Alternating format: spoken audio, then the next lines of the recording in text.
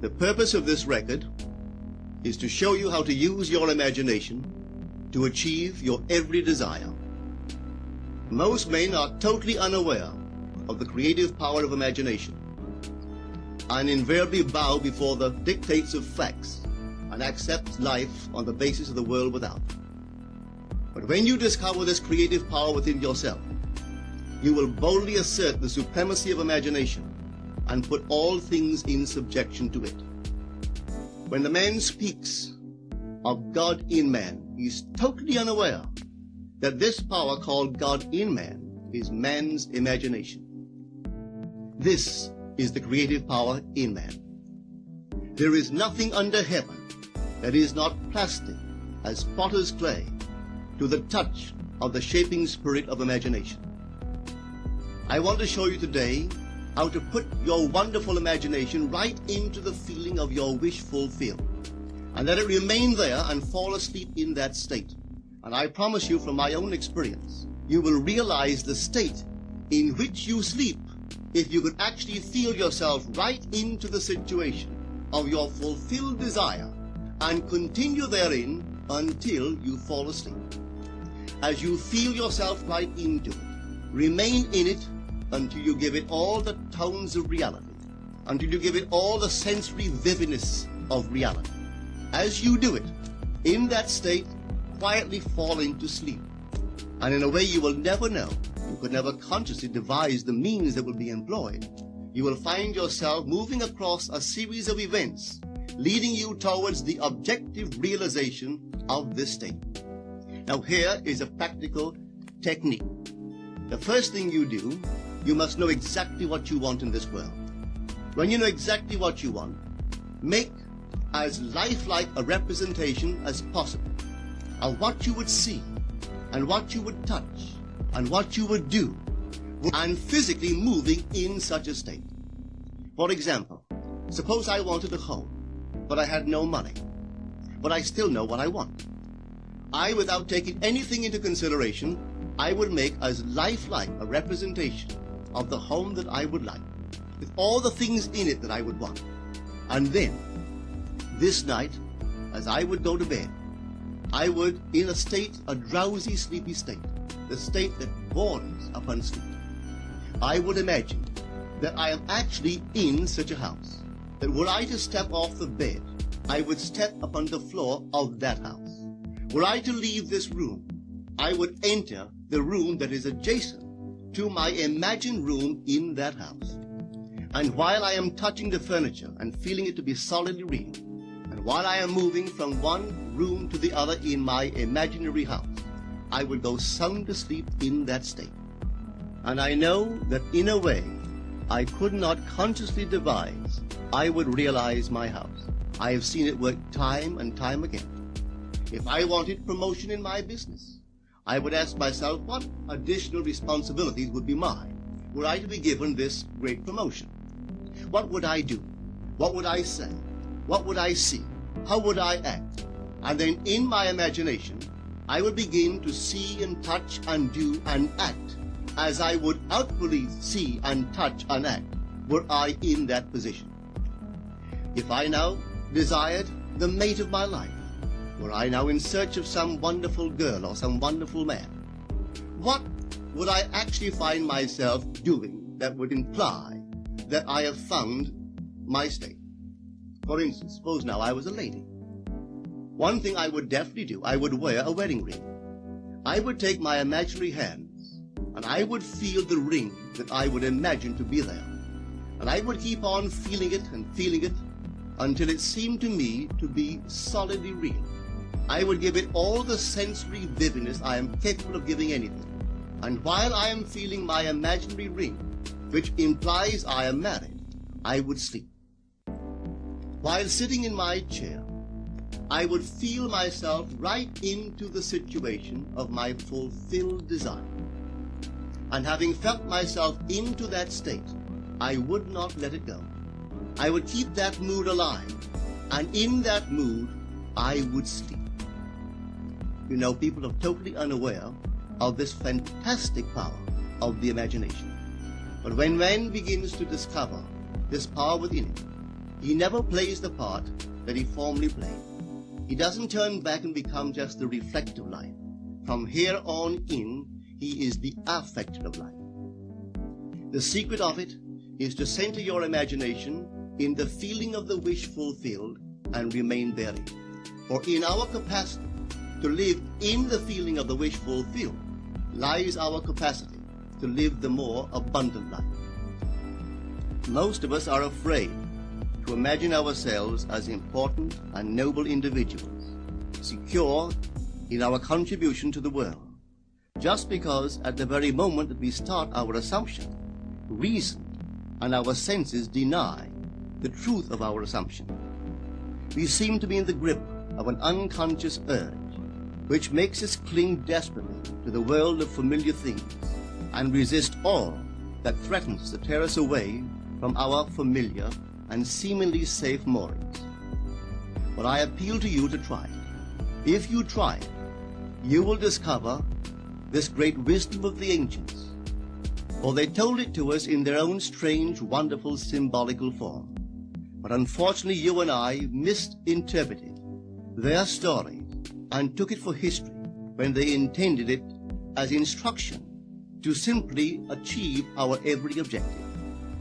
You see, imagination puts us inwardly in touch with a world of states. These states are existent, they are present now, but they are mere possibilities while we think of them. But they become overpoweringly real when we think from them and dwell in them.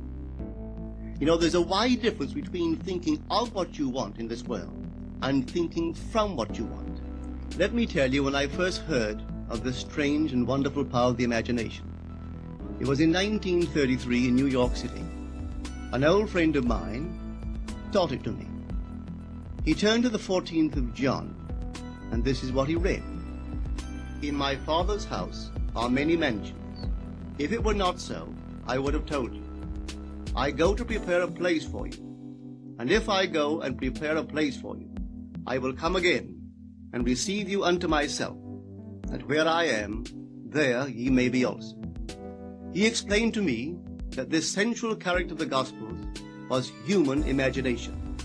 That mansion was not a place in some heavenly house, but simply my desire. If I would make a living representation of the state desired, and then enter that state and abide in that state, I would realize it. It never failed me if I would give the mood, the imagined mood, sensory vividness. I could tell you unnumbered case histories to show you how it works, but in essence it's simple. You simply know what you want. When you know what you want, you are thinking of it. That is not enough. You must now begin to think from it. Well, how could I think from it? I am sitting here, and I desire to be elsewhere. How could I, while sitting here physically, put myself in imagination at a point in space removed from this room and make that real to me? Quite easily. My imagination puts me in touch inwardly with that state. I imagine that I am actually where I desire to be. Now, can I tell that I am there? There is only one way to prove that I am there. For what a man sees when he describes his world is as he describes it relative to himself. So what the world looks like depends entirely upon where I stand when I make my observation. So if, as I describe my world, it is related to that point in space I imagine that I am occupying, then I must be there. I am not there physically, no, but I am there in my imagination. And my imagination is my real self. And where I go in imagination and make it real, there I shall go in the flesh also. When in that state I fall asleep, it is done. I have never seen it fail. So this is the simple technique on how to use your imagination to realize your every objective. Here is a very healthy and productive exercise for the imagination. Something that you should do daily. Daily relive the day as you wish you had lived it. revising the scenes to make them conform to your ideals. For instance, suppose the day's mail brought disappointing news. Revise the letter. Mentally rewrite it and make it conform to the news you wish you had received. Or suppose you didn't get the letter you wish you had received. Write yourself the letter and imagine that you received such a letter. Whenever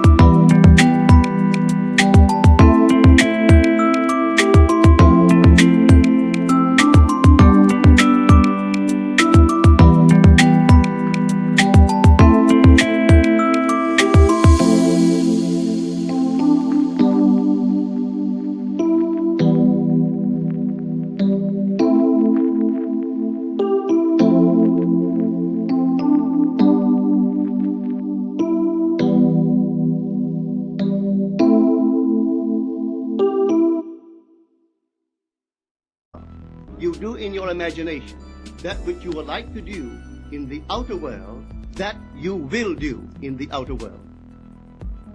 The one requisite is to arouse your attention in a way and to such intensity that you become wholly absorbed in the revised action.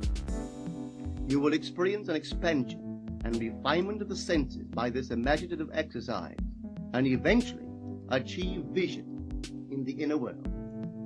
The abundant life promised us is ours to enjoy now, but not until we have the sense of the Creator as our imagination can we experience it. Persistent imagination, centered in the feeling of the wish fulfilled, is the secret of all successful operations. This alone is the means of fulfilling the intention. Every stage of man's progress is made by the conscious, voluntary exercise of the imagination. Then you will understand why all poets have stressed the importance of controlled, vivid imagination.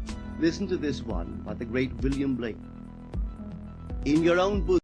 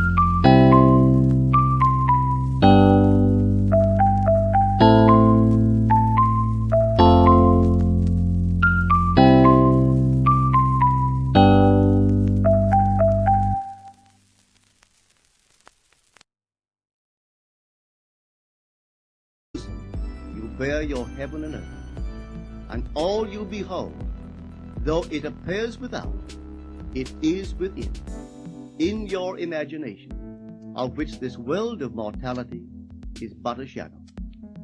Try it, and you too will prove that your imagination is the creator.